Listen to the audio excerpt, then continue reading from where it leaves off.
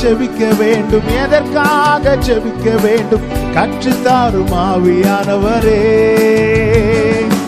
எப்படி நான் செபிக்க வேண்டும், எதற்காக செபிக்க வேண்டும் கற்றுத்தாரும் ஆவியானவரே. வேத வசனம் புரிந்து கொண்டு விளக்கங்களை அறிந்திட வெளிச்சம் தாரும் ஆவியானவரே. வேத வசனம் புரிந்து கொண்டு விளக்கங்களை அறிந்திட வெளிச்சம் தாரும் ஆவியானவரே.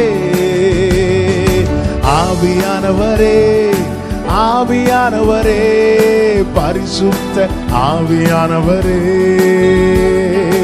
ஆவியானவரே, ஆவியானவரே, பரிசுத்த ஆவியானவரே.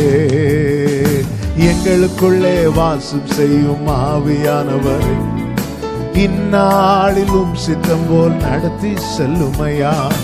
எங்களுக்குள்ளே வாசம் செய்யும் ஆவி